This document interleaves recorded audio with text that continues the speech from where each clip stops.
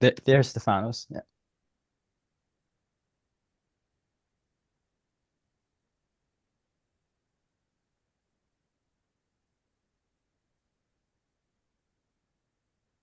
Okay, it seems we are up and going. Okay, so I want to welcome everyone to our seminar series, Being Singular. My name is Gregory Moss. I'm an associate professor of philosophy at the Chinese University of Hong Kong. I am co-organizing this seminar series with Alessandro de Cesaris from the University of Freiburg in Switzerland. So yeah, we're happy to see everybody here, having a full house tonight. This talk is being live streamed now on YouTube. If you're watching from YouTube, you can put your questions in the chat box there, and then at the end of the talk, I will read your question for you. Okay, so let me go ahead and just introduce our speaker this evening, or this morning, or this afternoon, depending on where you are. For us here in Hong Kong, it's the evening, 8 p.m. to be exact. Okay, so tonight we're lucky to hear a talk by Michael Della Rocca. He is a professor of philosophy, the Sterling Professor of Philosophy at Yale University. He is a world-renowned Spinoza specialist with a wide-ranging interest in the history of modern philosophy, as well as metaphysics and the philosophy of mind. He is the editor of the Oxford Handbook of Spinoza and author of a number of very good books, one of which is titled Spinoza, with Routledge 2008, and more recently, the Tour de Force Parmenidean Ascent, published in 2020 with OUP, in which he defends monism against its detractors. Really a stellar work of philosophy. So we're very happy to have you here today, Michael. You've drawn a crowd. Just on a personal note, I got to meet Michael last year at a workshop. I suppose it was a summer school, actually, on German idealism. And we had a number of Spinoza scholars there engaging with the German idealists. And it was a very fruitful meeting. And it was a pleasure to speak alongside Michael and to also get to know his ideas and to exchange thoughts about the one being. Yes. Okay, so I'm excited to hear the talk today. Today, the talk is entitled Reasons for Action Are Unintelligible. So, Michael, please take it away. Thank you, Greg, and thank you, Alex, for the invitation to speak at this workshop. The talk will not be about Spinoza. I think I might mention Spinoza at one point in the talk, but it's not about Spinoza. But he's hovering over the background of the talk, as is Parmenides, as is Bradley, as is always the case for my talks.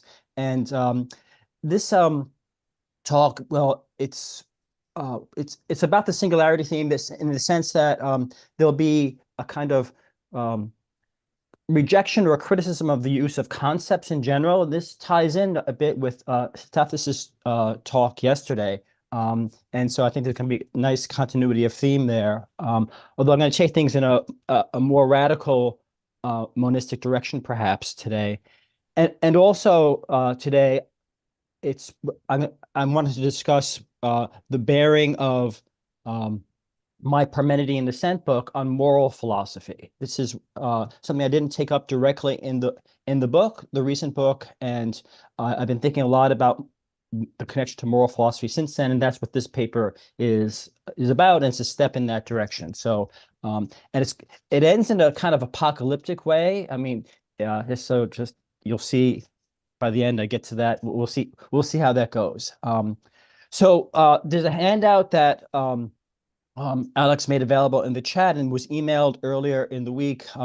It's not essential, but it can help you follow along with the kind of talk. I might diverge from the handout at various points, but the handout could be a good guide. So the talk is called Reasons for Action Are Not Intelligible, and the discussion of reasons for action has been the big theme in contemporary moral philosophy. There's a whole reasons for action crowd, and it's people structure their moral philosophy. I'm thinking of around the notion of reasons for action. I'm thinking of Steve Darwell, my colleague, also Chris Korsgaard, Mark Schroeder, Tim Scanlon. The notion of reasons for action is very big in moral philosophy, and it's not hard to see why that's the case. It's the notion of reasons for action is a notion which provides explanation, not only provides explanations for action, um, uh, some kind of metaphysical explanations for action, but it's also meant to provide some kind of standard by which actions can be judged as moral or immoral, or as right or wrong, or as meeting some kind of normative standard or not meeting some kind of normative standard. So reasons for action generates this whole notion of normativity in moral philosophy, or at least it's been used in that way. So that's why this talk is prevalent, is completely understandable. Now, with talk of reasons for action, you might think that there's some kind of connection with rationalism. I'm a monist of some kind, and I'm also a rationalist. And my rationalism dictates my monism. And I mean rationalism in the sense of a commitment to the principle of sufficient reason. That's always a theme often in my work. It relies on the PSR, the principle of sufficient reason, the principle according to which each fact or each thing that exists has an explanation. I'm not going to fine tune that principle here, and has various forms. The PSR could be stronger or weaker forms according to which how many things have explanation, or what kinds of things have explanation. And you would have thought that this whole kind of talk of reasons for action would have some kind of affinity with rationalism and with my rationalism. But the puzzling thing for me has always been I've never felt affinity with the reasons for action crowd in moral philosophy, and I didn't quite understand why. And one of the goals of this paper is to try to, it's just for me, in the sense of personal illumination, is to try to come to an understanding of why the talk of reasons for action has not been something that I've been drawn to. And so that's one of the goals of this paper, is to try to illuminate the connection between rationalism in the form of the PSR and the talk of reasons for action that's prominent in contemporary moral philosophy. So that's one theme here. But the deeper goals of the paper are twofold, and they're connected. First, the goal is to show how rationalist considerations, how the use of the PSR can lead to a powerful challenge to the coherence of the very notion of reasons for action, hence the title of the paper, Reasons for Action Are Not Intelligible. And I also want to show, this is connected, that rationalist considerations thus lead to a form of conceptual skepticism about reasons for action. And by conceptual skepticism, I mean a challenge to the very coherence of the notion of reasons for action. So it's not just a mere claim that there are no reasons for action. It's rather the claim that the whole concept of reasons for action is somehow incoherent, and we can't really make sense of the notion. I'll elaborate on that point throughout the paper. So that's the goal. The ultimate goal is to try to show that rationalism leads to the claim that talk of reasons for action is somehow incoherent. This talk of reasons for action, which is prevalent in moral philosophy, is somehow incoherent. This is why my colleagues won't like this paper, or they already don't like this paper. But that's okay. I mean, this is we have robust discussions in the department. And in the final section of the paper, I'm going to answer some objections. And these are objections which I have not addressed directly in this context before, and I want to develop those objections and the responses to them. And in doing so, that'll take my paper in an even more controversial and paradoxical directions. And that's what I meant earlier when I said that there's an apocalyptic ending to the paper. That's what may come in the final section. Okay, so this is now section one, a collection of notions. So again, the focus is on reasons for action. And again, these are not mere explanations for action, but reasons for action provide a basis for criticizing actions if they fail to, if one goes against or does not act on those reasons, that could provide a basis for criticism of those actions. And reasons for action also provide a way in which you can see an action as justified or as non-justified. And the notion of reasons for action also goes along with the notion of authority, right? So the reasons for action have some kind of authority over us. It just in the sense that if we fail to act on those reasons, or if we act against those reasons, we can be criticized. So the notion of rational justification, of criticism, and of rational authority goes along with the notion of reasons for action. Other very closely connected notions here, or to the notion, well, which I just mentioned, of practical criticism, and also the notion of practical normativity, right? So we have these standards for action, which are articulated in reasons for action, and that provides a norm for action. So the whole notion of normativity is bound up with the notion of reasons for action.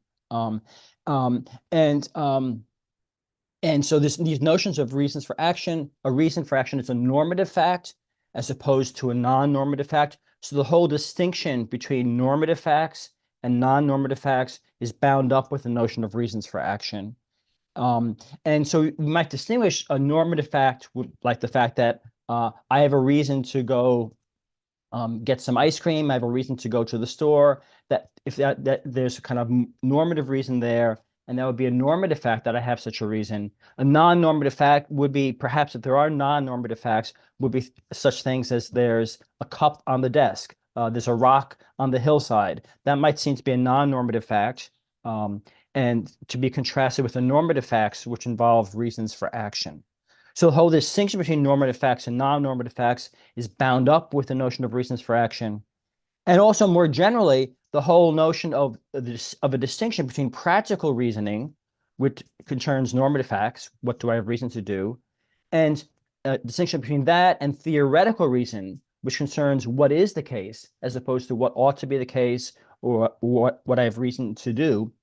The whole distinction between theoretical reasoning and practical reasoning is bound up with the notion of reasons for action. And it's very, obviously, this very prevalent distinction, both of these distinctions between normative facts and non-normative facts, between practical reasoning and theoretical reasoning, that's all bound up with the notion of reasons for action. So when I criticize in this paper the notion of reasons for action, I'm going to also be, and I'll come back to this at the end of the paper, I'll also be leveling criticisms about the coherence of these other notions about normativity, about the theoretical practical distinction. Those all those features, all those distinctions will come in for a challenge in this paper. So what I'm saying in this section is just that there are these interlocking commitments between the notion of reasons for action and all these other notions. To say that there are these interlocking commitments is not to say that I endorse these commitments. Indeed, what I'm going to do now is try to challenge all of these commitments, so that they rise and fall together, as it were. And that's the main point of that section, this section. So now I'm on section 2, the be not afraid. And here I want to just articulate the guiding questions for the paper, for the rest of the paper. And the first guiding question is, are reasons for action intelligible? Or perhaps another way to put this is practical authority intelligible? Or is practical normativity intelligible? So that's the question, are reasons for action intelligible? My answer is going to be no, obviously. And the second guiding question, which will help me answer the first guiding question, is in virtue of what are reasons for action reasons for action? If there are reasons for action, and in virtue of what is a reason for action, in virtue of what does it count as a reasons for action? That is, what makes it the case that reasons for action are reasons for action? Or how are reasons for action intelligible? Or how are reasons for action possible? So it's the how question that's often a focus in what I do, and that's the in virtue of question, and that's the second guiding question.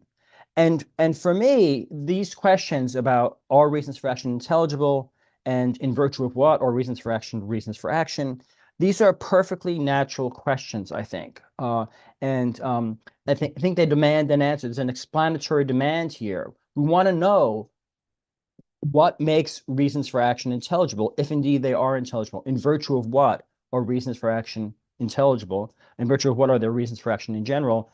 That's a perfectly natural question. And we're all philosophers. And that means we're lovers of wisdom. To be a philosopher is to be a lover of wisdom. Look at me, I'm loving wisdom here. I'm a lover, and so are you. That's great. And so we're lovers of wisdom, um, and one of the bits of wisdom we might seek to have, we might love to attain, is wisdom about what it is that makes something a reason for action. So we're looking for explanations in true rationalist fashion. And we're looking for explanations, and we're looking for wisdom about what it is in virtue of which reasons for action are reasons for action. Now, in asking these questions, and if we're really, as lovers of wisdom, genuinely asking these questions, we should be open to the possibility, if we're really asking the question, that the answer is negative, that there are no reasons for action, or that reasons for action are not intelligible. That might be disappointing if what we're seeking, what we're loving, is to try to have this explanation, try to meet this explanatory demand. But if we take this explanatory demand seriously, we have to, face the possibility that the demand may not be able to be met, that we may be disappointed. And just to deny from the outset that there's even the possibility of a negative answer to this question, it is, I think, to sort of abdicate our responsibility as philosophers, as lovers of wisdom who are seeking explanations. If we're going to be in the seeking explanation business, as I think we are as philosophers, then there's going to be the possibility that our hopes would be disappointed, and perhaps there are no reasons for action, or reasons for action are not intelligible. And I think that if we're going to be generally conducting this explanation, we should not freak out over this lover's possibility that reasons for action, there are none, and the possibility that we will suffer disappointments here in our inquiry. That's always a possibility, and we have to, I think, be frank about it. We should not be afraid. So be not afraid. We should have the faith to pursue genuinely philosophical questions and pursue them wherever they genuinely lead. So that's going to be the approach in the paper. If it turns out that reasons for action are not intelligible, if there's nothing in virtue of which something's a reason for action, then it may turn out that there are no reasons for action. If the explanatory demand, if it's truly a demand that reasons for action be intelligible, if that explanatory demand is not met, then that might be a reason for concluding that there are no reasons for action. And this conclusion would be as I mentioned, would be a kind of conceptual skepticism about reasons for action. And it's a challenge to the very coherence of the concept of reasons for action. And it's more radical than what might be called, and what has been called, epistemological skepticism, which is just perhaps a denial that there are reasons for action. This is more radical criticism. It's a criticism of the very coherence of the concept of reasons for action. You can imagine a skeptic about the existence of the external world who says, well, we don't have reason to believe that there is an external world. The concept of an external world perhaps is coherent, but just turns out that, in fact, we have no reason to believe that there is an external world. That's a pretty radical skepticism, but it's not conceptual skepticism about the external world. A conceptual skepticism would be a challenge to the coherence of the very notion of an external world. Similarly, what I'm suggesting here is that there may be, if there's a negative answer to our guiding questions, that there may be no coherent concept of reasons for action, and thus reasons for action are unintelligible. That will be a conceptual skepticism about reasons for action. Okay, that's section 2, the be not afraid section. So we should go into this and just take the reasons where they lead and see what happens. Okay, so now I'm going to look at this, starting here now in section 3 of the paper. I'm going to look at in the next 3 sections of the paper 3 different conceptions of reasons for action in the contemporary and not so contemporary literature on moral philosophy, where these conceptions of reasons for action have been deployed. And I want to show that there's some problem with each of the 3 most prominent notions of reasons for action. I'm not going to argue here that these 3 notions of reasons for action are exhaustive of the notion of reasons for action. But these are very prevalent. And so if by challenging each of these three notions of reasons for action, that's going to be a serious challenge to much of contemporary moral philosophy. So that's what I want to focus on now are these three conceptions of reasons for action. And the three conceptions are external reasons for action. And the second one is what I will call Kantian internal reasons for action. I'll explain all these terms. And the third one are what might be called ordinary or Humean internal reasons for action. And I want to raise questions about each of these three notions. Okay, so let's start with external reasons and contrast that with internal reasons. And the focus of this section is external reasons. And to see what external reasons might amount to. And I hate the term external reasons, and the external internal distinction is thrown about too much in this connection. But since this is the terminology in which much of the contemporary literature takes place, and since I can, I think, make clear what the notion of external reasons mean, I'm going to use the prevalent terminology here, because as long as we specify it clearly, which I hope to do now. So look at the contrast between external and internal reasons. So internal reasons really are something like ordinary desires. Okay, so there are ordinary desires like the desire for ice cream. I might have a desire for ice cream, and or I might have the desire to avoid pain. I might have the desire to survive, to keep existing. So those would be ordinary desires, and those ordinary desires provide internal reasons for action, because they're reasons that stem from desires that I have. They stem from what Bernard Williams calls my motivational set. My desires are the crucial elements in my motivational set, and so what comes out of my motivational set or my ordinary desires or these ordinary internal reasons. And we can broaden the notion of these internal reasons, these ordinary internal reasons, by saying that there could be desires, there could be reasons that I have that are not based on desires I actually have, but that can be reached from my actual desires. Perhaps I don't know that there's ice cream in the freezer, so perhaps I desire ice cream, and thus have an internal reason to eat some ice cream. And perhaps there is some ice cream in the freezer, but I'm not aware that there's ice cream in the freezer, so I don't have a desire to go to the freezer to get ice cream because I just don't know that there's ice cream in the freezer. But one can expand the set of my reasons by supplementing my ignorance, as where I might be ignorant of the fact that there's ice cream in the freezer, but there's a quick step by saying, well, I do have a reason to go to the freezer because there is in fact ice cream in the freezer. And so the reason to go to the freezer, even though I don't desire to go to the freezer right now, at least not explicitly, we can derive such a reason to go to the freezer from an ordinary desire for ice cream that I have, together with the fact that there is ice cream in the freezer, even though I don't know that fact. So that can broaden out the space of these ordinary internal reasons. Okay. These ordinary internal reasons are to be distinguished from what I'll call in the next section Kantian internal reasons, which are reasons that stem from the very nature of practical rationality, stem from a general desire to be a rational being. Those are special kinds of internal reasons, which we'll talk about later. But I'm interested here now in ordinary internal reasons, things like the desire to survive, the desire for ice cream, and things that can be easily derivable from those desires. So those would be ordinary internal reasons. Now, all of these internal reasons are to be contrasted with, and this is the focus of this section, they're to be contrasted with external reasons. So external reasons are reasons for, if there are such, there would be reasons for action that I have that are independent of my desires, what I happen to desire.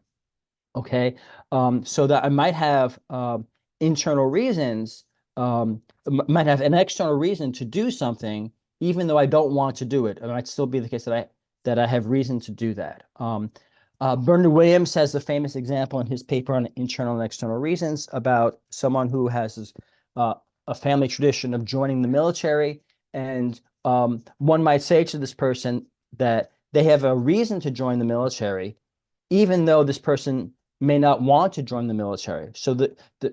If there's still, in fact, a reason for this person to join the military, given their family tradition, which they don't care about, but it might be a reason to join the military. This would be an external reason to join the military, as opposed to an internal reason, a reason based on their desires.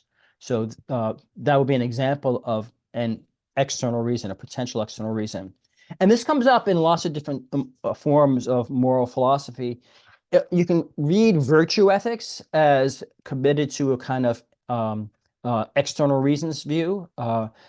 There's facts about human nature, let's say, that give one a reason to do certain thing, to perhaps cultivate friends, perhaps to stay alive or something like that. There can be reasons stemming from human nature.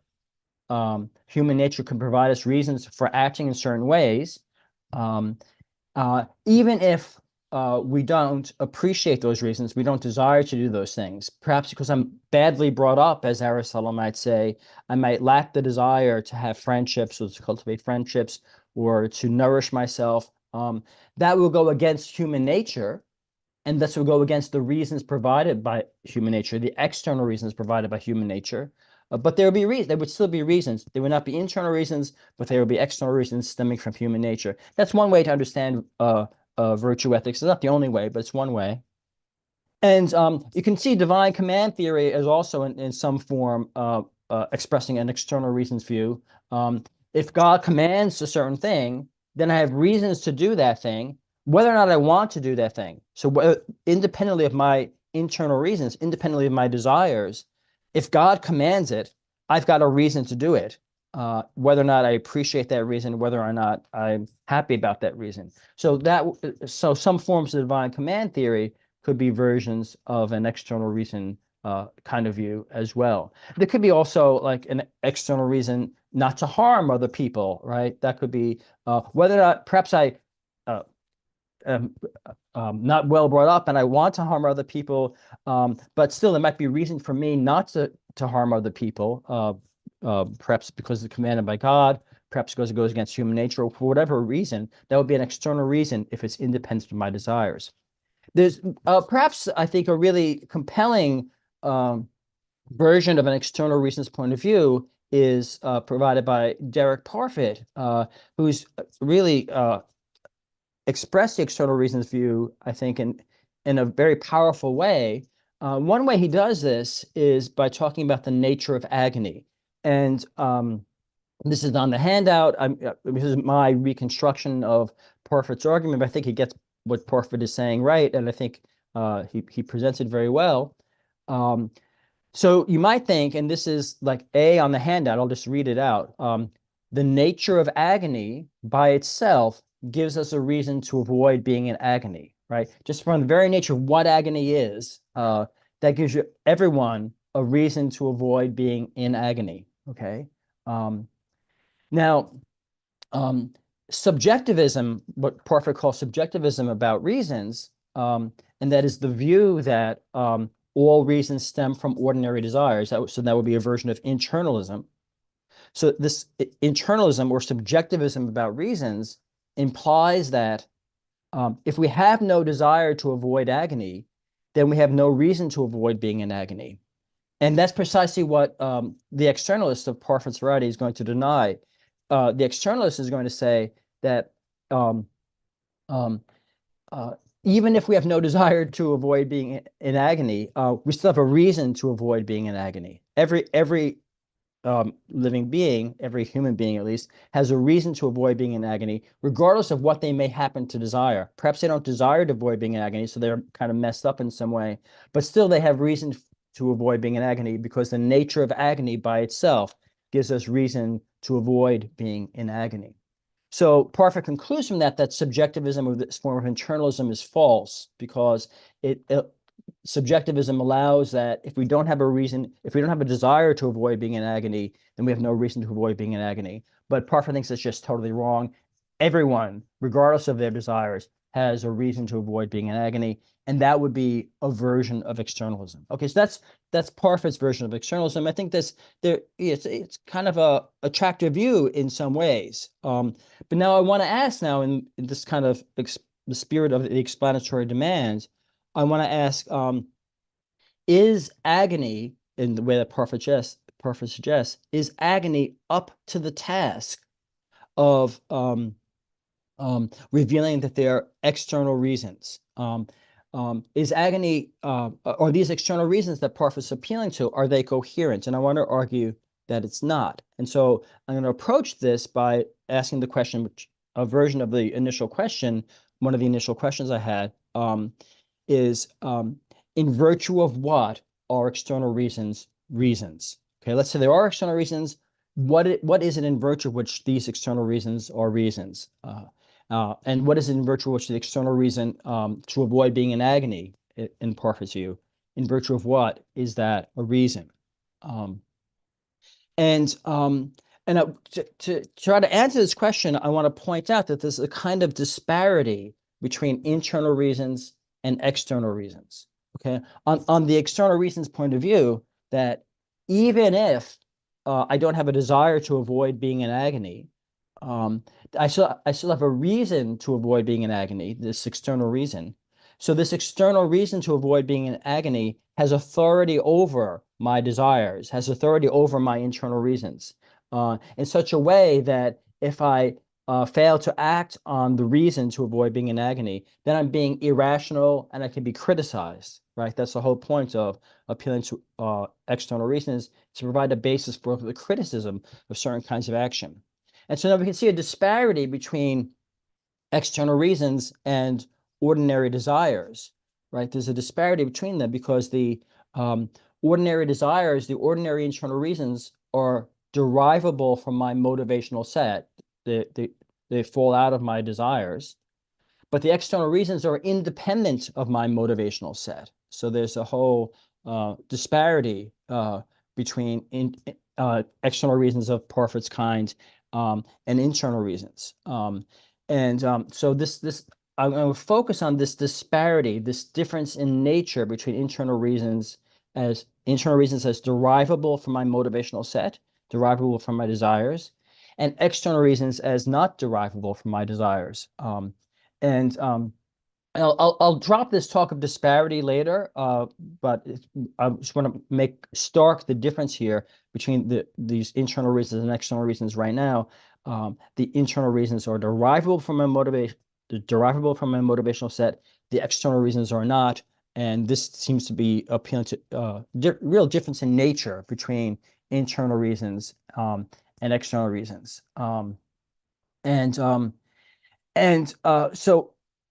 now I think that what I want to ask is, how is it possible for external reasons, given this disparity in nature between external reasons and internal reasons, how is it possible for the external reasons to have authority over the internal reasons and to provide a basis for criticizing actions that are in accordance with the ordinary desires, but not in accordance with the external reasons? And I think that this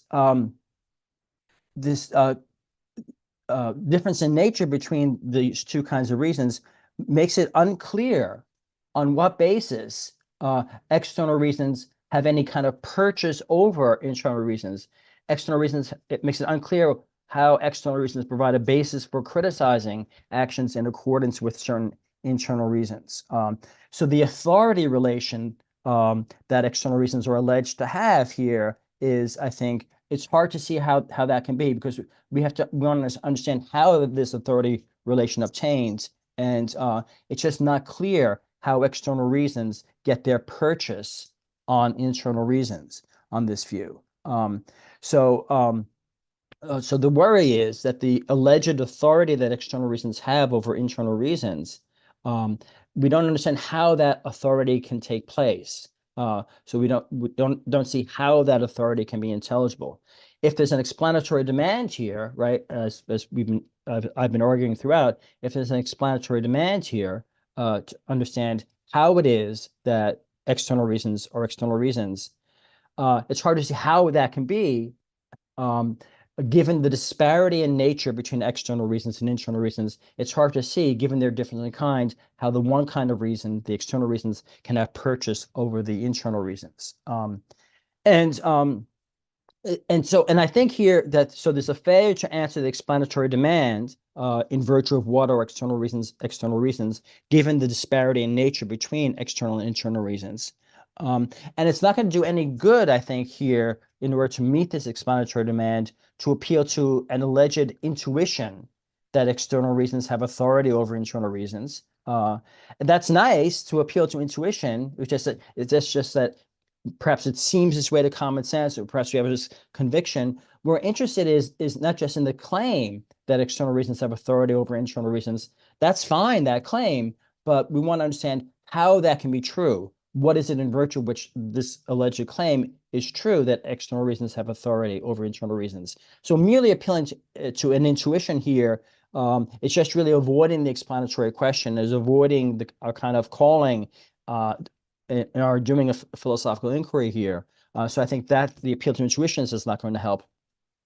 For a similar reason, I think the just treating the notion of authority that external reasons have as just treating it as primitive, as not subject to explanation, is also, I think, extremely disappointing. It's an abandonment of our explanatory demand, which again seems quite natural in this case. So I think that the appeal to intuitions or the appeal to a primitive is not making progress here, is not acceptable. And one way I want to bring out this point is that the problem that I'm raising for external reasons is that there's no way to understand how it is that the external reasons can have authority over internal reasons, given the disparity in nature between external reasons and internal reasons. And one way to bring out this point is to bring out an analogy between other cases where a certain kind of relation between things that are disparate in nature has, philosophers have seen as problematic. So I'm thinking here of Cartesian mind-body interaction. On some kind of version of Descartes' view, the mind is a mental entity, a mental substance, not at all physical, not at all extended. And the body is an extended or a physical substance, not at all mental. And despite this disparity in nature between mind and body, they somehow interact, even though there's nothing in common between them. They have radically different natures.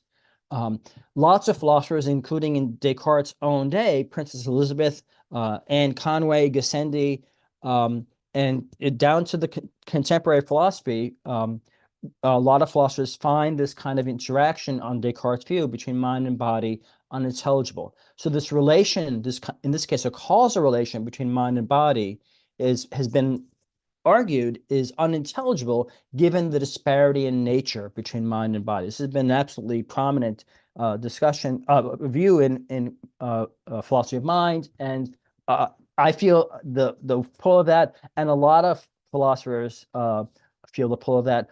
Bernard Williams himself calls this the scandal of Cartesian interactionism. And so he gives expression there to, I think, a prevalent reaction to the Cartesian view. So I'm taking it as an analogy between the unintelligibility, if it is unintelligible, of Cartesian mind-body interaction, an analogy between that, given the disparity in nature between mind and body on a Cartesian view. And the analogy is to what I'm arguing here is to the unintelligibility of the relation of authority that external reasons are alleged to have over internal reasons, given the disparity in nature between external reasons and internal reasons, given that one is derived from the motivational set, the internal reasons are derived from the motivational set, and the external reasons are not. Given that disparity in their nature, how are we to understand this alleged authority relation? And for me, that's just like, or in many ways like, the problem with Cartesian mind-body interaction. And this kind of dynamic is present in lots of other areas in philosophy. I'm not going to go into, I'll mention just a few here, where a certain kind of relation between things of disparate natures is rejected precisely because that relation is unintelligible given the disparity in nature between things of those kinds. So I think that this is true of for example, the concept and object distinction in Frege, that concept and object come together to form a proposition, even though they're completely different in nature, right? The concept is unsaturated, to use Frege's term, the object is saturated, but they come together somehow. And Frege is unable to explain how he admits this. They come together somehow to form a proposition. Also, there's a distinction between the force of a proposition in Frege and the content of that proposition. Those are separate things. The force and content, radically different, but they come together in an assertion or some other kind of speech act. So that's a relation between things of disparate natures. Some philosophers have viewed that as unintelligible. I agree with those philosophers. The distinction between representational and non-representational mental states, which come together in the mind, that's also, I think, a view of the same form. The Aristotelian distinction between form and matter, which are apparently radically different things, which come together to form a substance. Similar kind of problem arises there. I mean, the list goes on. The analytic synthetic distinction in analytic sentences and synthetic sentences, that they're similarly disparate, but somehow they come together to form a language. The distinction between concepts and intuitions, and on a Kantian view in Kant's epistemology and philosophy of mind, those are radically different kinds of mental items, but somehow they come together in forming an experience. The scheme content distinction, the distinction between conceptual scheme and content, or the distinction between conceptual schemes in general, as criticized by Davidson. A lot of philosophers have accepted that kind of criticism of the distinction between conceptual scheme and conceptual content. That's of the same form, right? In all these cases, certain kinds of criticisms are made of certain kinds of relations between things of distinct natures, and those relations are unintelligible precisely because of the disparity in nature between those two things. And similarly, what I'm arguing here is that with external reasons and internal reasons, they're disparate in nature, and that makes it impossible, I think, to understand the authority relation that external reasons are alleged to have in relation to internal reasons. So that is a challenge to the notion of external reasons, because it involves, I'm saying, these kinds of unintelligible relations. And that's why I'm suggesting that the notion of external reasons is incoherent. One way to put this, and I say this on the handout, is that if you reject Cartesian mind-body interaction as problematic and indeed unintelligible, as so many philosophers do up to the current day, or if you reject any of these other distinctions, analytic synthetic distinctions, scheme content distinction, etc., in philosophy. So if you reject any of those distinctions, then so too you should reject external reasons as unintelligible, and you should simply reject external reasons, period. That's the argument of this section. So now a similar challenges can be made to the notion of Kantian internal reasons. In the interest of time, I'm going to skip over this section 4, but it's the same kind of dynamic here, that the Kantian internal reasons are radically different in kind from ordinary desires or ordinary internal reasons. The Kantian internal reasons are necessary, they're objective in some sense, and they stem from the necessary features of the motivational set of everybody.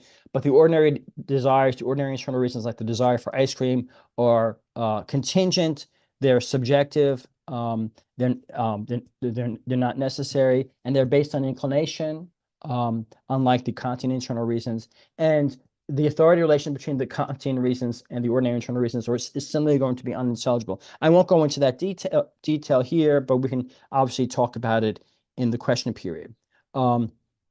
I want to turn now to the third kind of notion of reasons for action, and this is the kind of Humean notion of reasons for action. So it might seem now that once we reject external reasons, once we reject Kantian internal reasons, the field is clear. What's left is just Humean internal reasons. All of our actions, all reasons for actions consist of ordinary desires, like the desire for ice cream, the desire to survive, etc.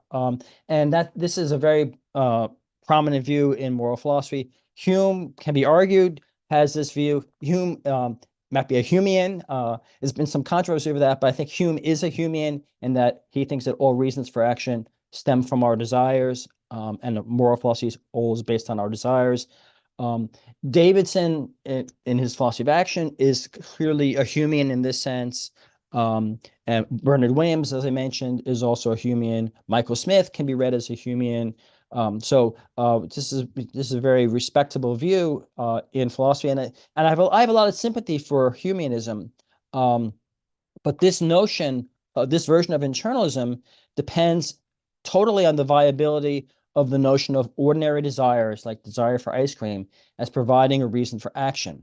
And so I want to ask now, like I asked, what's so great about agony? What's so great about ordinary desires? That is, can desire of this ordinary kind help us to see how reasons for action are intelligible?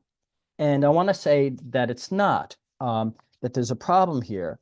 And I'm going to do this by focusing on a Davidsonian version of humanism. This is the causal theory of action, for which Davidson's philosophy of action is famous. So on this view, um, and which again, very many philosophers nowadays accept, on this view, desires cause bodily movement. So when we act, it is a desire and a belief, perhaps, that causes a certain bodily movement. The desire for ice cream and the belief, let's say that I have the belief now that this ice cream in the refrigerator um, causes me to move my body in a certain way, to reach for the freezer door. But this bodily movement being caused by a belief and desire, that's not enough for there to be a genuine action here. The causation must be in the right way, must be of the right kind, right?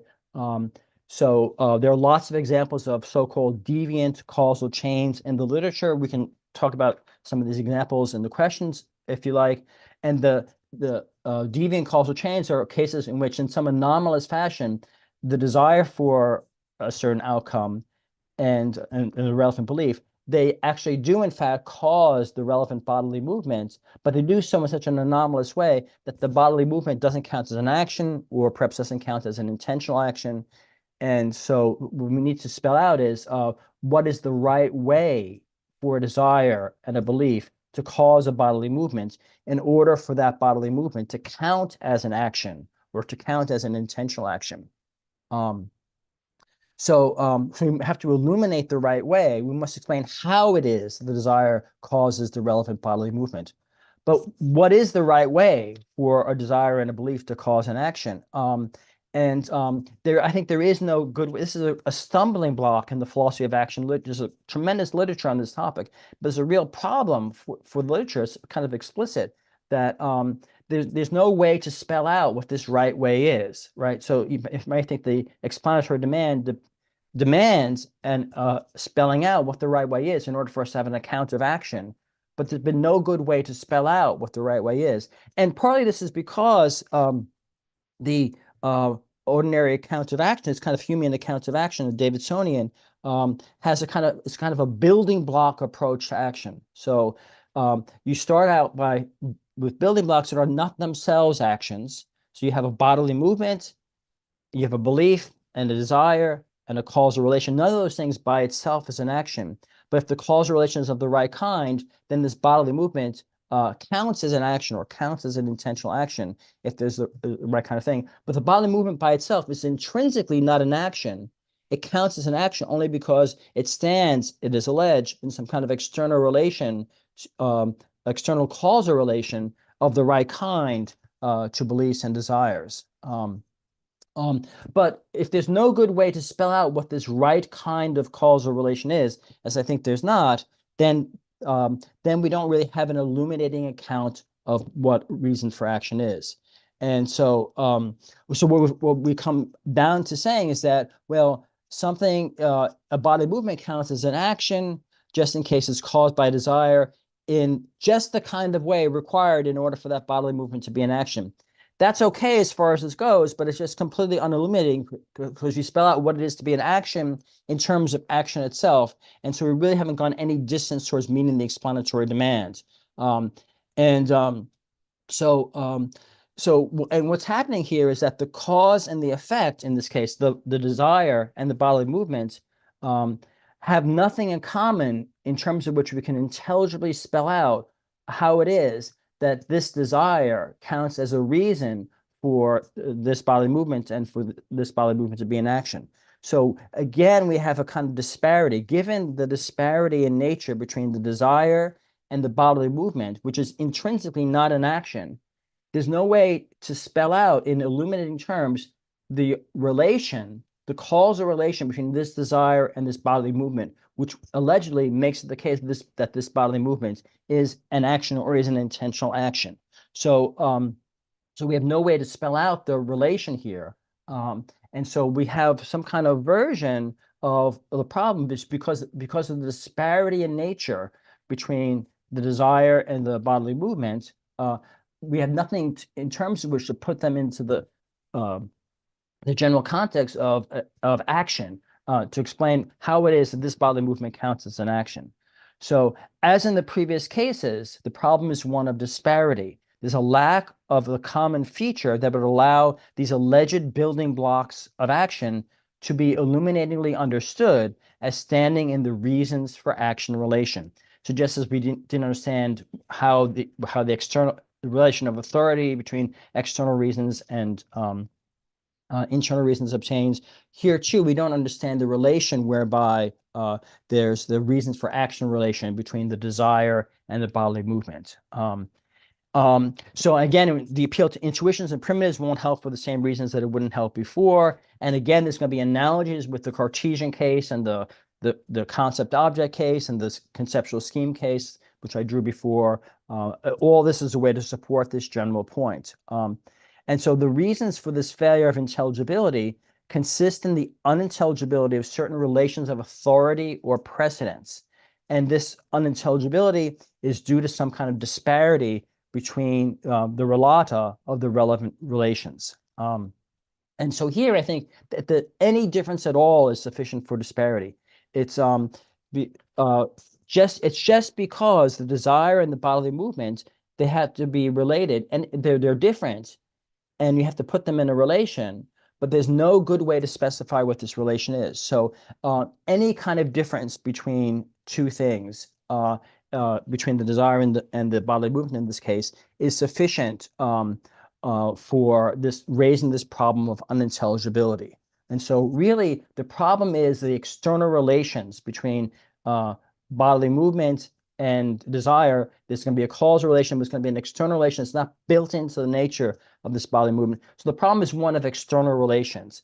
And so here really the problem is, and this is really continuous with the problem of Cartesian mind-body interaction, which also turns on an external relation between mind and body. And that's why that relation of mind-body interaction was unintelligible in the Cartesian case. Similarly, it's the external relations that's the culprit here. And this is really why the argument here is just a form of a Bradleian argument challenging the coherence of, well, relations in general, but here it's external relations in particular. So what the upshot is here is an argument for a kind of conceptual skepticism about the notion of reasons for action. And there's also now a conceptual skepticism about Humean reasons for action, and building on the earlier conceptual skepticism about Kantian internal reasons and external reasons. So in general, the notion of reasons for action is called into question, the coherence of the notion, by these kinds of arguments in the Bradleian spirit that I've offered here. And so what we also bring in the other notions about practical normativity, about the theoretical practical distinction, the distinction between normative and non-normative facts, all of those distinctions too, insofar as they presuppose or are bound up with the notion of reasons for action, as I argued earlier that they are, all of those notions are called into doubt too. And so really it's, and this is where there's kind of a Spinoza connection. There's no distinction between theoretical and practical reasoning. Spinoza says something like this when he identifies will and intellect. That's where this view is winding up with now. But in general, the notion of a distinction between theoretical and practical reasoning, the notion of reasons for action, are all of these being called to doubt. And these are all rationalist arguments that I've been giving so far, because they're all turn on explanatory demands. The demand for the explanation of the authority relation in question in these cases. And since there is no explanation So that relation doesn't make sense. That's kind of a rationalist argument. And that shows, I think, why my rationalism can explain why I felt an aversion to the reasons for action literature, because the reasons for action people are appealing to unintelligible relations of certain kinds of external relations. And that can explain why I have that view. Now, the final section, I'll just wind up here. The final section is perhaps now this looks very bad for me or for this view, and we should be very afraid. The first objection, which people have often raised against this kind of view, is that they point out that I attempt to challenge the intelligibility of reasons for action by subjecting the notion to the kind of explanatory demand that I invoke, an explanatory demand that is of the same kind used in rejecting the intelligibility, for example, of Cartesian mind-body interaction.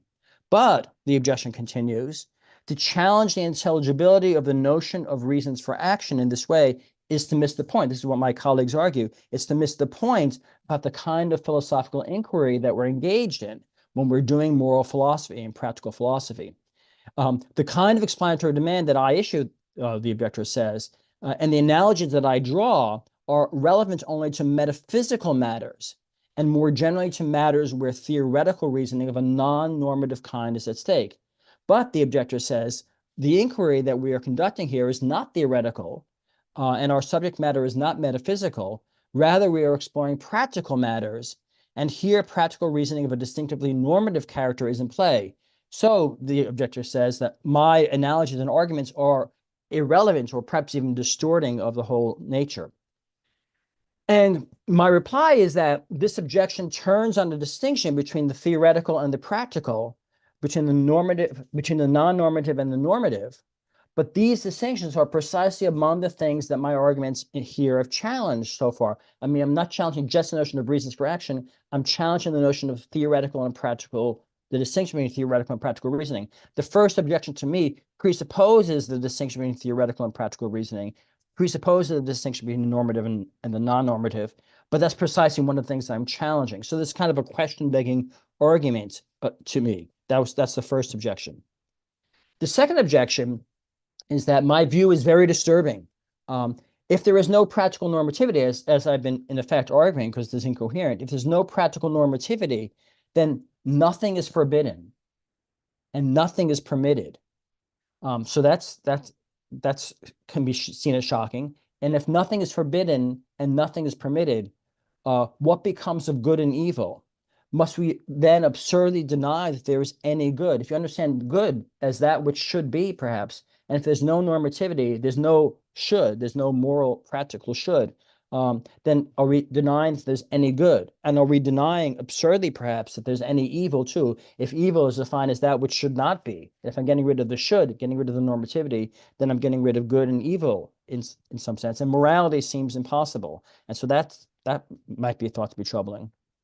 And my response to this objection is that my rationalist critique of normativity leads to the thought that good and evil are not to be understood in normative terms. It's normativity that brings with it the unintelligibility. So if we're going to have a notion of good or perhaps of evil, it has to be non-normative good, non-normative evil.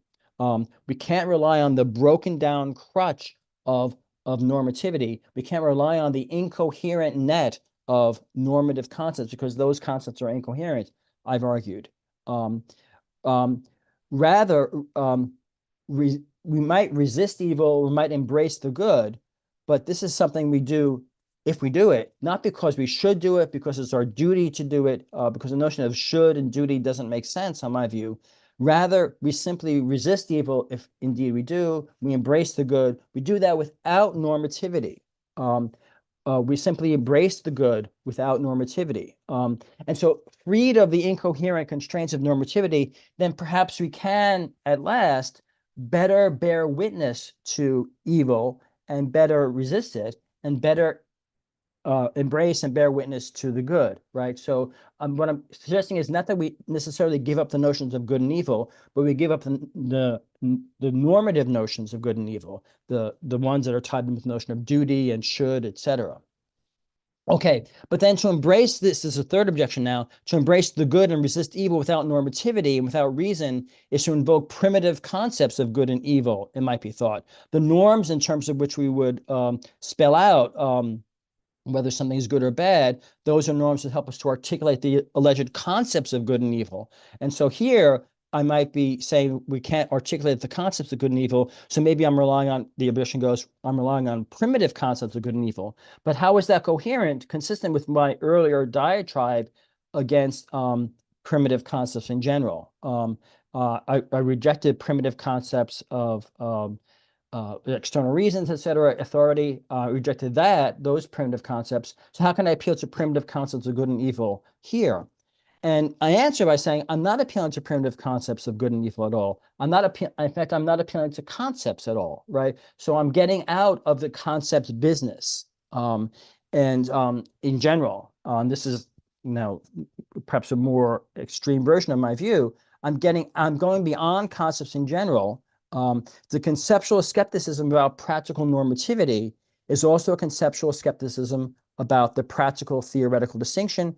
And to the extent that theoretical normativity is understood in contrast to practical normativity, then theoretical normativity too is incoherent. And if theoretical normativity concerns the explication of concepts, I'm getting out of the concept business because concepts in general concern standards and concern normativity of some kind. So I'm getting out of concepts in general. And so it's now transcending concepts, as it were. There are various ways to reach that conclusion, but that's a radical direction in which I go. So I have a broad conceptual skepticism, then only about the normative, non-normative distinction, but and bound up with that is a conceptual skepticism about the coherence of concepts in general. Okay, so now if I have the broad conceptual skepticism about concepts in general, doesn't that make things even worse for me? Doesn't that make my views self-undermining? Because haven't throughout this paper been invoking concepts and arguments and reasoning, which are presumably is subject to standards, so don't my views undermine themselves? So this is out of the frying pan and into the fire.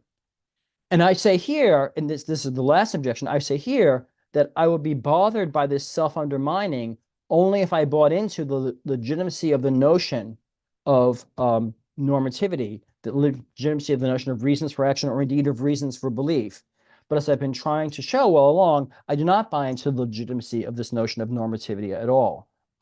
So the fact that my views apparently undermine themselves is, in a way, just to be expected, something to be embraced, because I'm challenging the notion of normativity in general, both theoretical and practical normativity. And so the notion of self-undermining doesn't bother me, because that would only bother me if I bought into the notion of normativity. Now, don't take the apparent fact that my arguments undermine themselves as an occasion to dismiss my arguments. It's important to note that I have used arguments throughout this paper in order to reach this conclusion that perhaps you don't like, the conclusion that there are no reasons for action, the conclusion that there is no practical theoretical distinction. Now, even if I don't accept arguments, and even I reject arguments in general in my skeptical fashion, you who are not a skeptic, perhaps, you accept arguments. So my own earlier arguments, which perhaps I no longer embrace in this very paper, I no longer embrace them, so my view is self-undermining. That's not a problem for me because I've given up these kind of rational standards. But if you disagree with me, then you accept rational standards, and then you have to respond to my arguments earlier in the paper. So you can't just dismiss my arguments. And so that's a discussion to have. But my arguments demand a response. Even if I undermine my own arguments, these arguments still demand a response to the extent that you are still involved in the concept and reason business. And so the burden is on you if indeed you or an opponent here. And so here we are. So why then do I put forth these arguments, so you might ask, if I don't wind up endorsing them? What's the point of this performance? And it is a performance in general. So why have I done this? Why am I doing this? And I'm doing this really out of love for you, for my audience, for my readers or whatever. I'm doing it out of love for you. I've done this sketchy thing, and the sketchy thing is using concepts, these incoherent concepts, in order to help you see that the whole way of using concepts and appealing to reasons for action is incoherent. I use these concepts, these incoherent concepts, because it's the only language you know, the language of concepts. So I have to use whatever tools that I can in order to reach you. But I'm doing this to help you and to help me see that there's something incoherent about appealing to reasons for action. So I'm helping you and me to embrace this kind of view, this view that there are no reasons for action, to become free of the constraints of normativity. I'm doing this for you and for me to help us see the world aright, as it were, in this way. So perhaps philosophy is the love of wisdom here. And perhaps my thought in this paper is that not only is philosophy the love of wisdom, but here in trying to show that the constraints of normativity are unintelligible, I'm doing this for the good of you and for me. So I'm doing this not only for the love of wisdom, but also for the love of you. So that's my approach in this paper. So I'll end there. Thank you for bearing with me. Thank you so much, Michael. It's always a lot of fun. Thank you for giving the talk out of love for us, and Yes. hopefully we will all respond, even if it's very critical, with love for Yeah. your person in turn. Okay, Okay. so Yeah. just as a fellow lover, one to another. So the floor is open for questions, and we can take at least 40 minutes or so. People need to leave early, they can. Okay, so floor is open. Yeah, okay, Filippo, go ahead. Hi, Michael. Hi, Filippo. Thank you for loving me so much. It's always good to know it. Yes. Yeah. So let's see if I can make this question clear, because I'm not sure what I want to ask exactly, but let's try to work it out together. So in the overall narrative of your book, The Parmenidean Ascent, you very often play against your opponent the card of arbitrariness. So it's no good to do something arbitrary. You use it against Schaffer. He seems to postulate something arbitrary, and you use it against other people too. And I do it in this paper too. I mean, I appeal to the arbitrariness of Cartesian mind-body interaction. That's right. That's exactly what I thought. So, and this chapter of this sequel of the book is no exception. That's okay. Now, there is also a pattern in the book that I think there is in this paper too, that is, you use Bradley to reduce ad absurdum certain notions. So for instance, you use Bradley to reduce ad absurdum the notion of differentiated being, first part of the book, right? You use Bradley in order to reduce ad absurdum the idea that there are differentiated meanings when you move to language, and we can continue like this. Yeah. And here you do somehow the same, right? So you use the Bradley argument to reduce ad absurdum, I don't know, the normativity notion or whatever. Yeah. Yeah. Okay. Now, why am I saying all this? Because it seems to me that when you do this redux ad absurdum, there is something to me that pushed me to think that at that point, you are the one doing something arbitrary. Okay. Because you pick ad absurdum, you pick what you reduce ad absurdum. You might be viewed as picking what you want to reduce ad absurdum arbitrarily. Right? So for instance, you run your argument, let's talk about being, you run your argument and you say, well, look, Parmenides is absolutely right, but pay attention, in a sense, I'm not a nihilist. I'm not saying that there isn't being. I'm saying that there is undifferentiated being. So when you run your argument, you pick, to reduce ad absurdum, the notion of differentiated rather than the notion of being itself. Right. And you do it in this paper too. So, you know, Right. So you target the notion of theoretical. You don't target the notion of good. You don't want to jettison the notion of good here.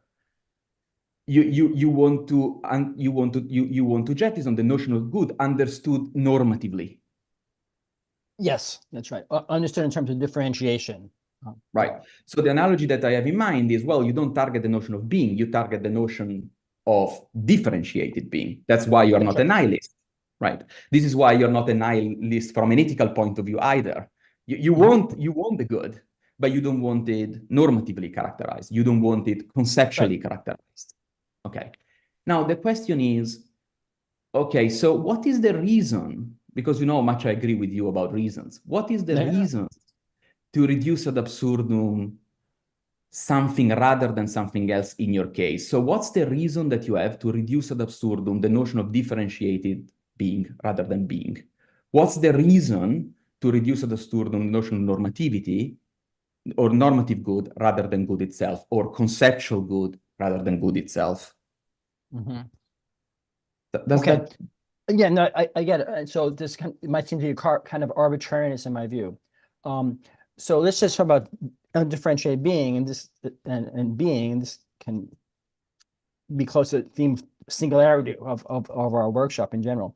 And so I'm challenging the notion of undifferentiated being. I'm also but perhaps being is okay. Right. But I'm also challenging the notion of differentiated non-being. But then perhaps undifferentiated non-being, if that even makes sense, would be okay. So I'm not really privileging being over non-being, because undifferentiated non-being, if that's allowed, would be okay, as well as undifferentiated being. It's a differentiated versions of both of those things that's problematic. So I don't think there's that kind of arbitrariness. And another thing, though, to say is that why do I focus on being and normativity, et cetera, the differentiated versions? Because that's what my opponents in general, so philosophers in general, appeal to. So I'm meeting my opponents where they are and trying to show that where they are is unintelligible. And I will apply the same thing to anyone else who might come by. Because in the end, right, although I'm a rationalist in some sense, I realize and I embrace the view that the PSR undermines itself along with everything else. So I start little, I say, hey, I meet people where they are, and then I undermine where they are. And then I undermine my own view, and then we wind up in this paradoxical place. Yeah, Right. okay. Those are two things I would say. Maybe just very briefly. Can I add something, Greg, or you want to go? Yeah, just very briefly, because we have some more things. Yeah. Then I stop here. Sorry. Okay. All right. Maybe we come back around if we have more time. Tobias, Toby. Thank you, Michael Della Rocca, for a fascinating talk. I'm quite sympathetic towards your view that reasons for acting are unintelligible. But I was a bit astonished that you did not speak about the normative dimension of free will. And, the discussions about free will, they're also based on the idea of being able to act on reasons, the idea that you refute. So to put it straightforward, my question, maybe it's naive because you're into Spinoza, it's just the question if your view is also a conceptual skepticism about the all freedom versus determinism distinction. Absolutely, yes. That's exactly. I mean, I didn't mention it in today's talk. There's a chapter on action in my book, and at the end of that chapter, I don't have the page number in mind. I say this has implications. It's kind of what I call a Parmenidean assent with regard to action, has implications for the whole free will debate, because the whole free will debate depends upon the notion of differentiated action, and in terms of today's paper, depends upon the notion of reasons for action. So absolutely, the whole way in which the whole free will versus determinism debate is articulated in contemporary philosophy, all that gets undermined by this approach too. So absolutely, I would take it in that direction. I just didn't do that in this paper, but I do think that. Okay, thank you. Yeah. Yeah, thank you, Toby. Okay, thanks, everybody. Okay, next is David. You're up. Yeah, thanks very much. That was excellent. And so I don't want to. You said you weren't going to talk too much about Spinoza, so I don't want to force you into that. Well, but I'm always happy, you know. Okay, I feel like I see Spinoza sort of sneaking in, I guess, or maybe more than that in your replies to the second and third objection. Yes. In that. I'm trying to think of a way to conceive of good and evil in these non-normative terms, and I guess Spinoza does exactly that. I think, right, in thinking about good and evil in terms of, you know, what leads to a rise and fall in my power of acting and stuff like that. So I was just curious as to whether or not that's what you have in mind. Is that sort of what's going on here in your replies?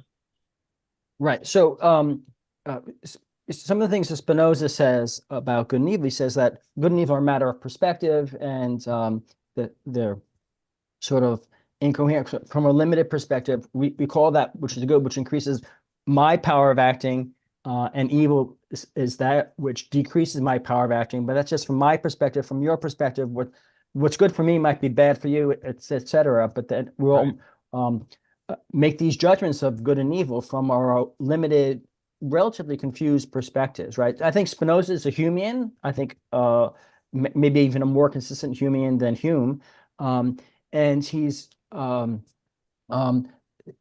sort of criticizing, in a way, deconstructing the ordinary notions of good and evil, precisely because they're perspectival and limited and arbitrary in the kind of fashion that I've described.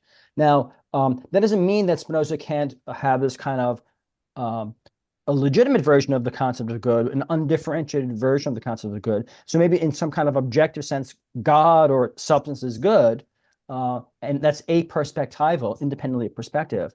So that might be the case. I think that is true for Spinoza. So I think that Spinoza would have this kind of view that if there's good at all, it has to be non-differentiated goodness. And that's what we get in God.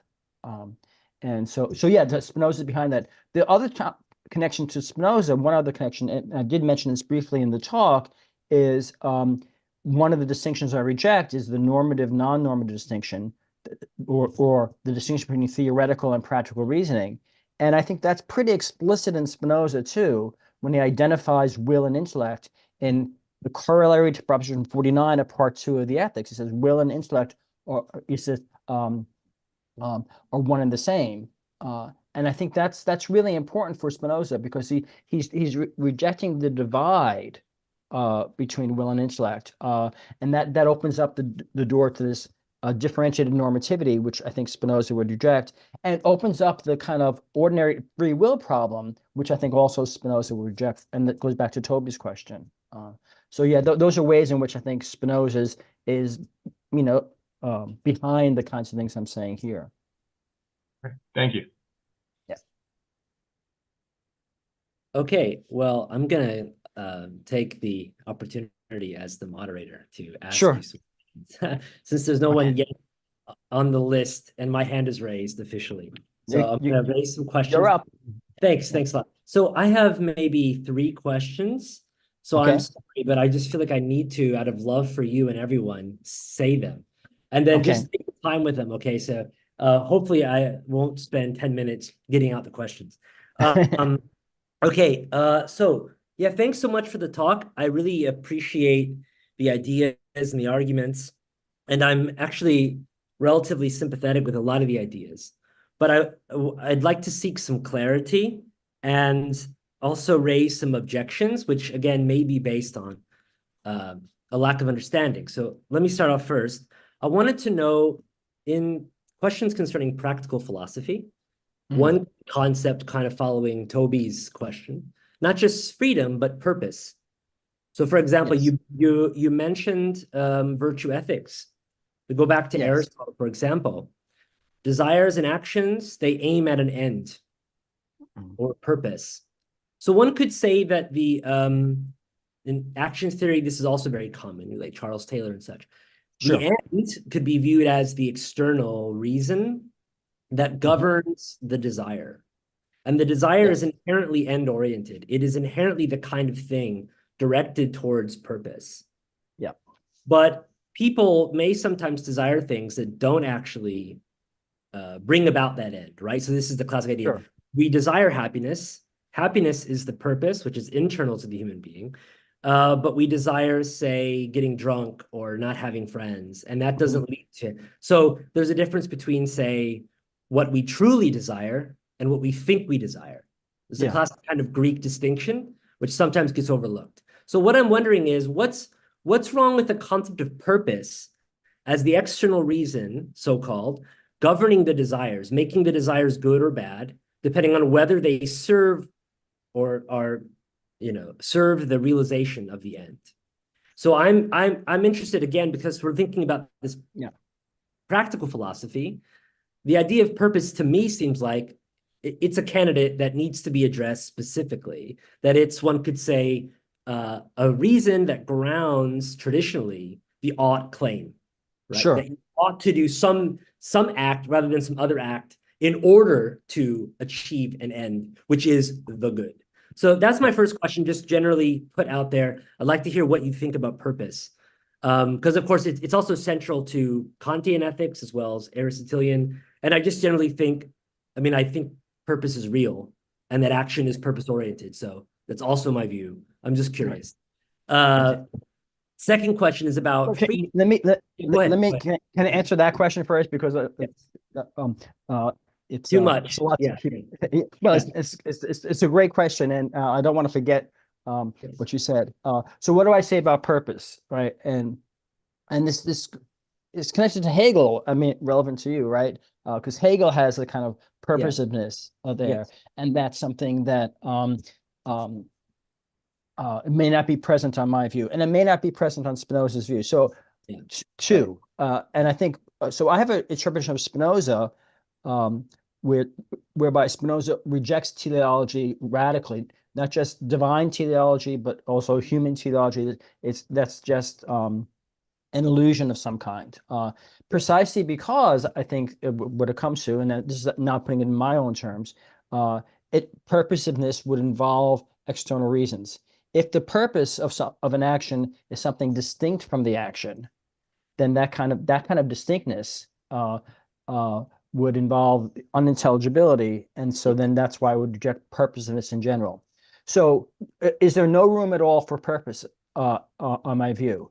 Well, there cannot be differentiated purpose where there's an action and there's a purpose of the action which the action may or may not reach, and because that kind of separation between action and the external purpose allows for failure, allows for normativity, and all that's unintelligible. But perhaps there can be undifferentiated purposiveness, right? So now and in itself. Yes, right. Good. Right. And so now I look to Aristotle and the unmoved mover, right? Because so Aristotle, he's no monist. He has some kind of notion, maybe some like reasons for action and normativity and virtue ethics in the sense that I would criticize. But he doesn't. He also has this notion of the unmoved mover, who doesn't act for the sake of an end distinct from itself, but does act, right? Because what the unmoved mover does, it does is think about thinking itself, think about itself, right? So, and maybe that's a kind of internal purposiveness, right? But it doesn't involve relations, perhaps. So maybe that's okay, right? So I'm going to reject purposiveness in general.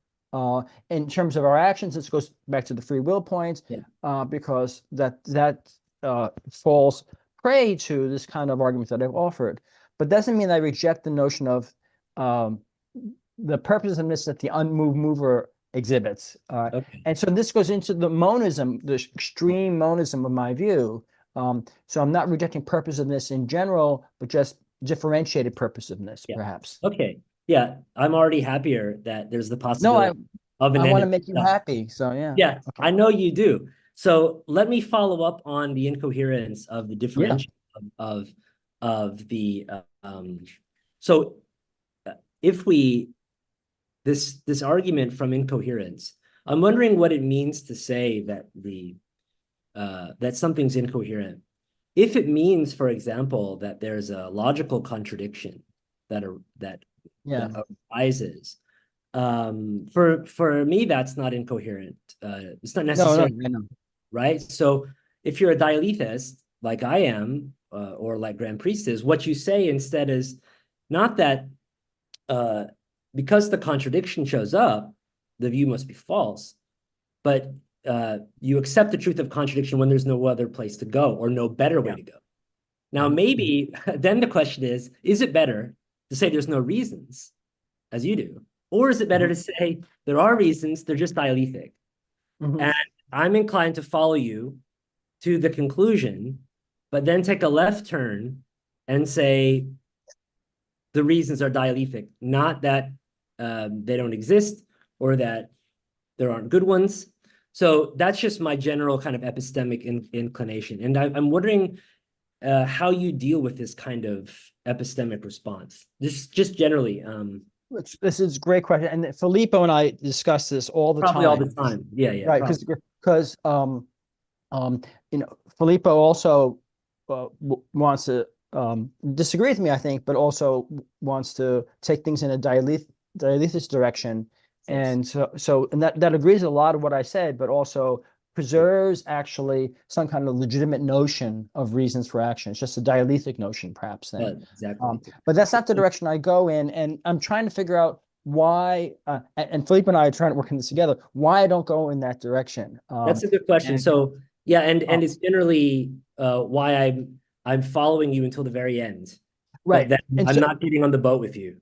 Right. So, but if you follow me to that far, we're fellow travelers for a long way. Yes. One thing I would say that part of what I'm doing in the last section of the paper is getting out of the concept business in general. So concepts are and that's getting out of the logic business in general. So logic is incoherent too, in my view.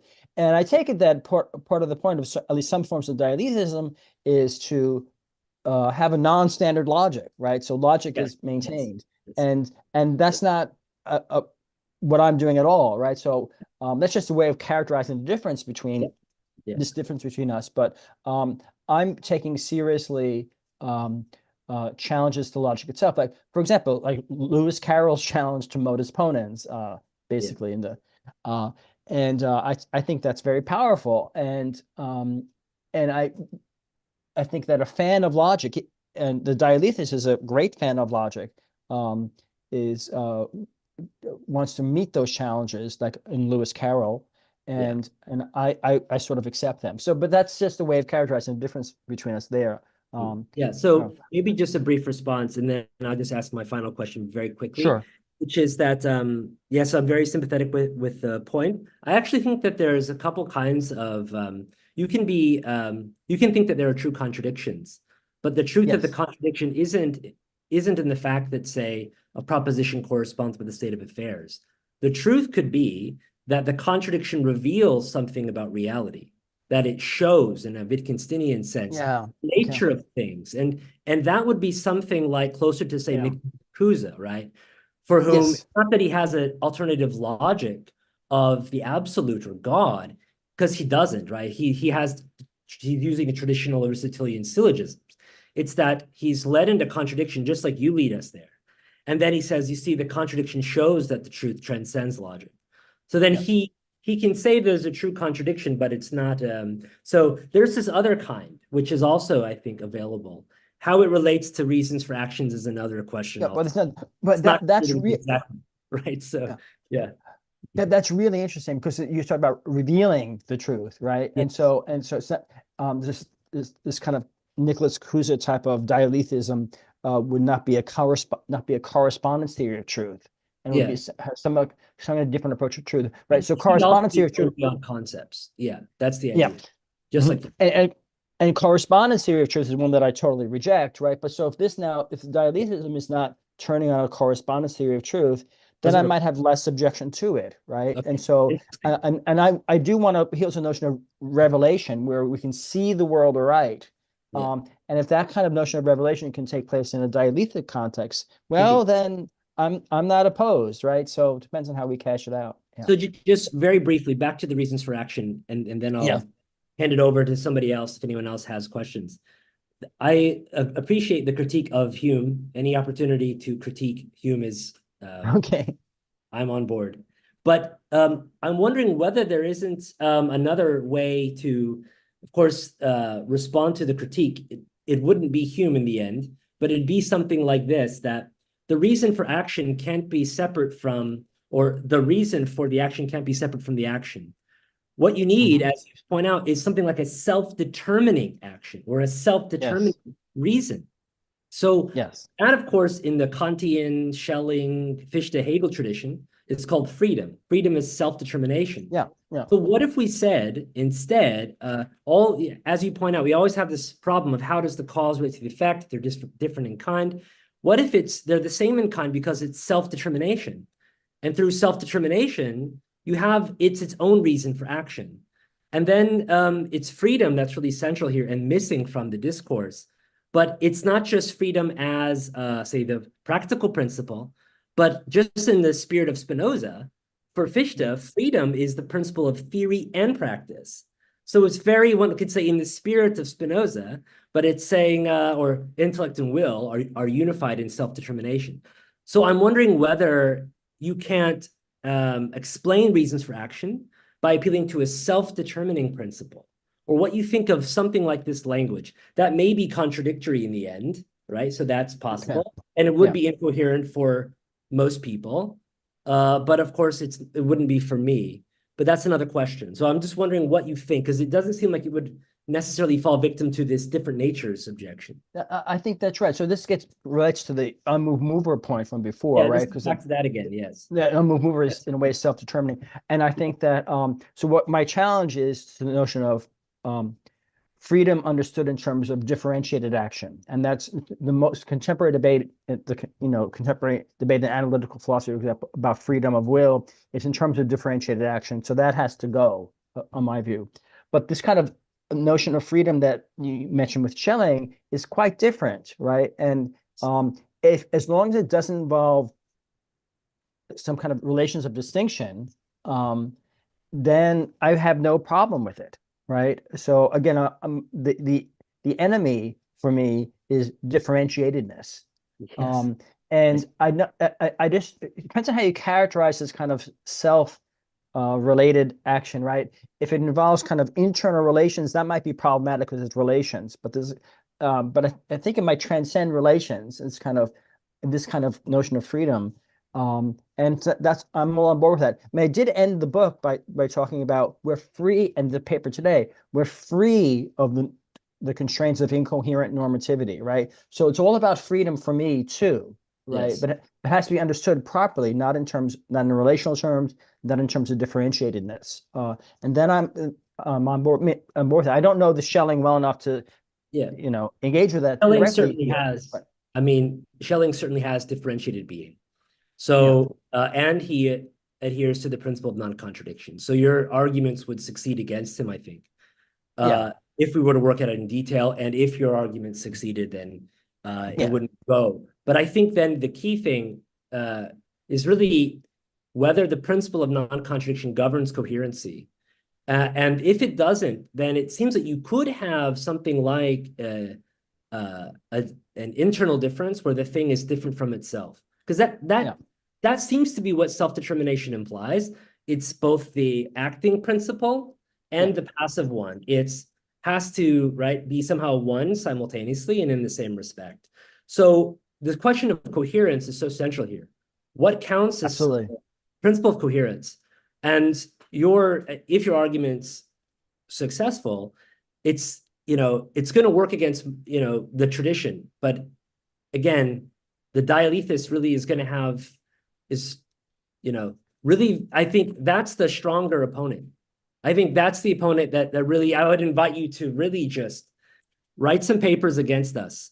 I'd like to. No, this is what Filippo and I are working on precisely. This is exactly good. And so, but I don't regard the dialethis as an opponent. I think we're allies. And indeed, at the end of the day, we may converge even more clearly, right? So really, my target in this paper was not the dialethis at all, or I mean, although there are differences between me and dialethism, rather my target in the paper is the vast majority of philosophers who appeal to distinctions in a non-dialethic way, and get into problems. And so I think, you might join with me in criticizing those people, which is like 95% of philosophers. I would. I'm with you. I'm with you. Yeah.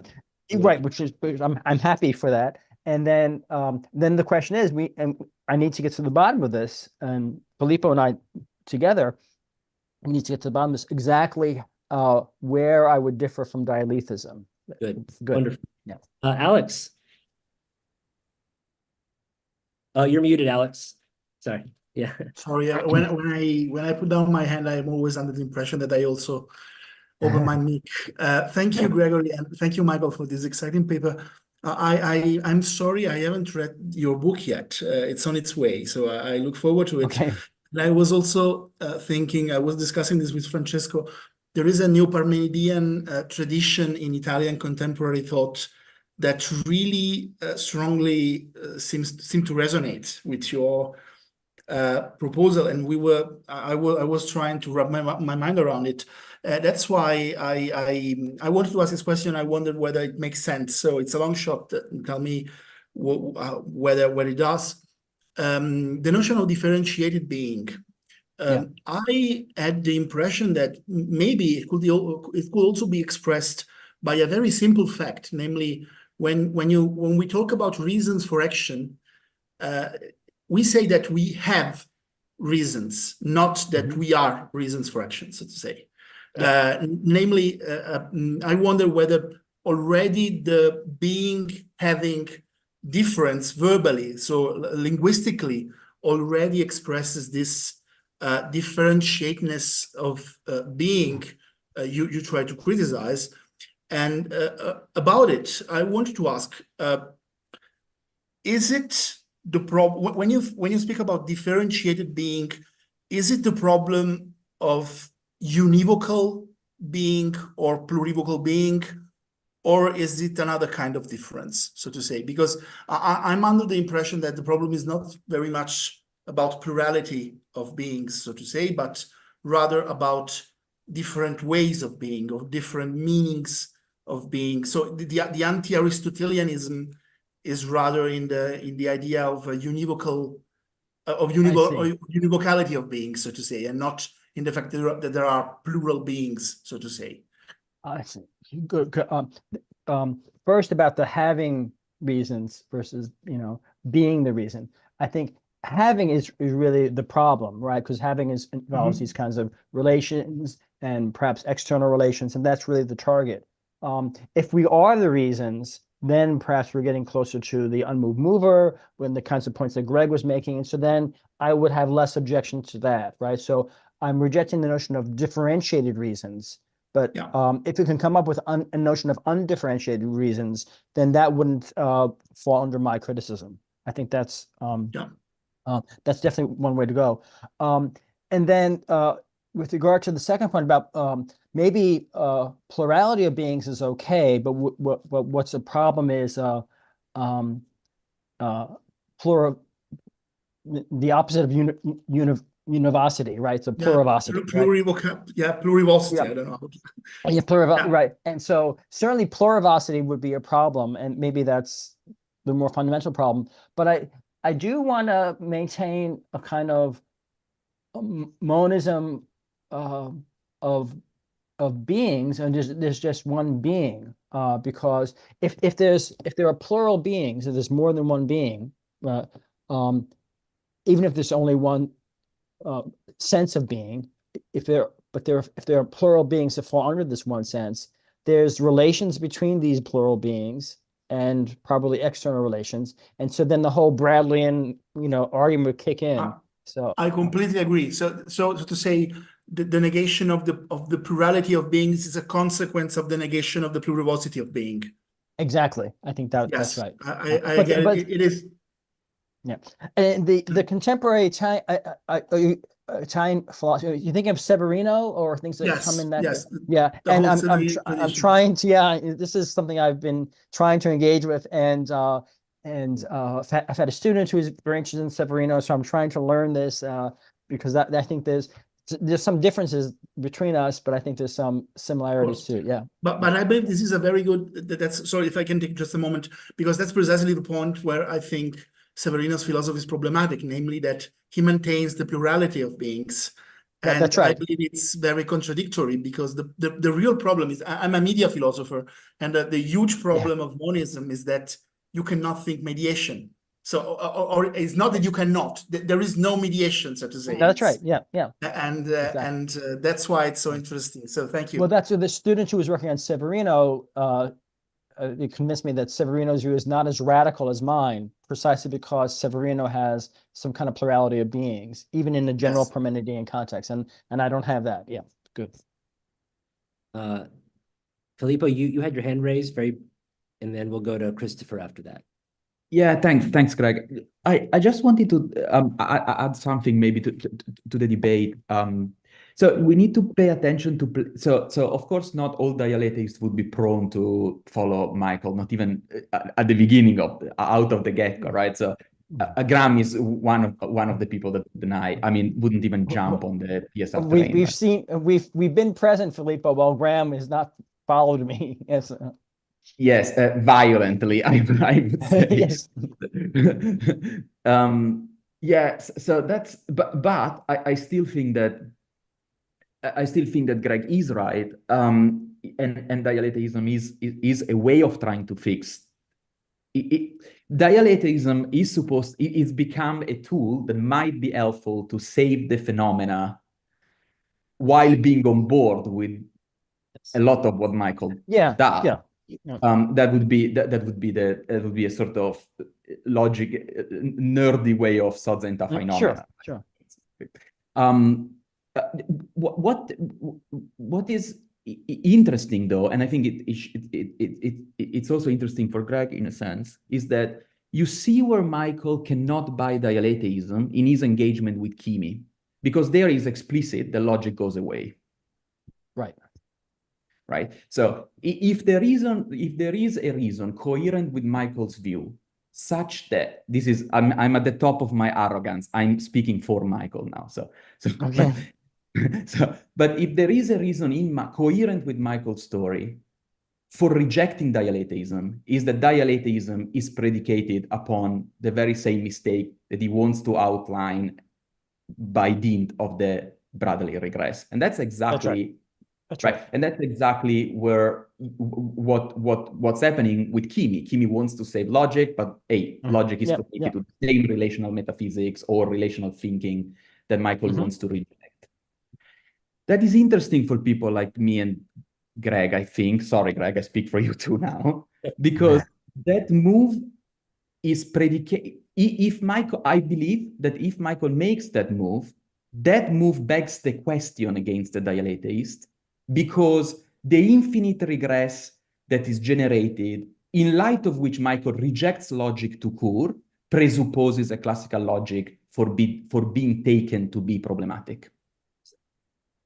That's what Yeah. Okay. That's really good. I have to really investigate because when I was, I gave my own version in the book, not in the paper today, of the Bradleian regress, and for me, I regard this as a souped up, as an enhanced version of Bradley's, in a way, if I, can be so bold, is better than Bradley's arguments. I would hope.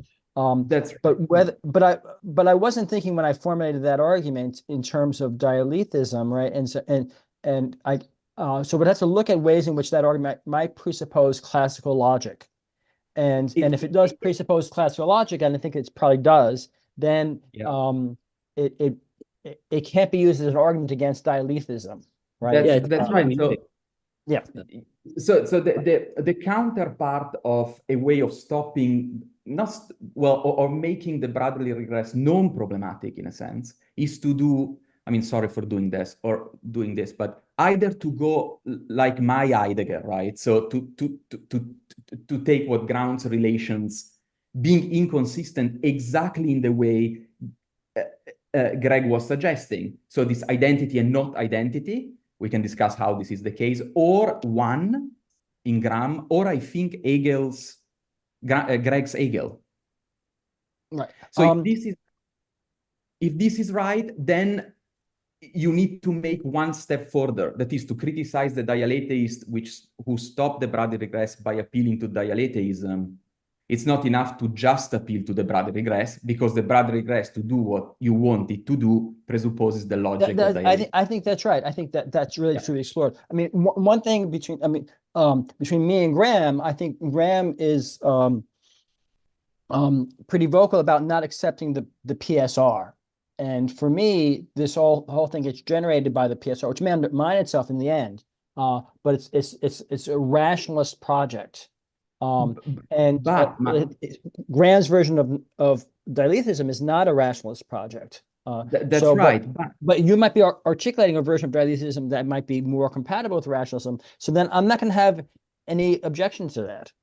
But Michael, the other interesting thing for you, I believe, is that Graham rejects the principle of sufficient reason in books like Beyond the Limits of Thought. I mean, this is his beef with Leibniz, let's say. Yeah. But then in one, he employs, in order to show the problem that he wants to outline, he employs an infinite regress that for you is PSR driven. Now, if we are able to show that one presupposes a PSR to make the Bradley regress run and give to the Bradley regress, then Graham finds himself in an uncomfortable situation. Sure. Okay. Yeah. That is, he doesn't want PSR, but he must use it in order to face the problem that he wants. Yeah. Exactly. And so that can be one thing that I bring out. Good point. Thank you. Yeah, it's interesting. Just briefly, and then we'll go to Christopher. One of the arguments in my own Hegel book was that I don't use the Bradley regress. I use the third man argument from the Plato's Parmenides. Oh, sure. Which is, arguably another. It's a version of the same thing. Rather than what I do, bring it to the undifferentiated, and then make being is no different from nothing, and therefore there's nothing, but there isn't nothing, and therefore dialecticism is the right way to go. So I think you might find it very amusing that actually my own argument may be invalid because I haven't taken your book seriously enough. So I have to directly speak back to myself. Okay, Christopher, maybe we can bring us back to the practical here. That's actually what I will sort of do. I was hoping actually that you could talk a little bit more about your conception of the good, and I'm wondering if you just are equating being and goodness, which might be what you're doing, and is something that what you had said about Spinoza's understanding of God and goodness. And I'm just wondering if you're thinking of maybe that there is no such thing as evil, but there might be a good that is just based on being or something like that. Maybe you could tell me a little bit. Yeah, I mean, this is something I've not worked out, but I gestured at this today. I think that not that there's goodness that's based on being, but goodness is being. Being is goodness, right? What in the book I said that there's no undifferentiated being, there's no undifferentiated action, there's no undifferentiated knowledge. There is no differentiated knowledge, there's no differentiated being, there's no differentiated action, there's no differentiated meaning, but there could be undifferentiated versions of all these things, and they're all the same, right? So pure being is pure knowing, is pure act, is pure meaning in some sense. And this is a lot like Aquinas. I mentioned this at several points in the book, because for Aquinas, God is pure act and pure knowing and being itself, subsisting being itself, and also pure goodness, right? Not that God has goodness, but God is goodness. That's what my view is. I think that's where I want to go, is that so we can have this. I want to get rid of the notion of differentiated goodness and the notion of reasons for action, which might go along with that. But that leaves room for there being undifferentiated goodness, and that might be okay. And so where does evil fall in on this picture? I want to say we bear witness to evil, but I didn't give an account of what evil is. And one possibility is to say that evil is just to be understood in terms of goodness is the absence of goodness or something like that. that could be one direction which this could go. But definitely, I'm very sympathetic to the view that being and goodness are convertible, as it were, and or the same thing. Yeah. Oh, thank you very much. Michael, just briefly, if all there is undifferentiated being, how could we differentiate good from evil? I mean, couldn't the opponent say on the view good and evil are indistinct, and therefore we could just as well say everything's evil? The all is evil. Yeah, we could, right? Why privilege the good? I mean, it makes us feel better. But if we're really being honest as lovers of wisdom, shouldn't we just say just as much everything is pure evil?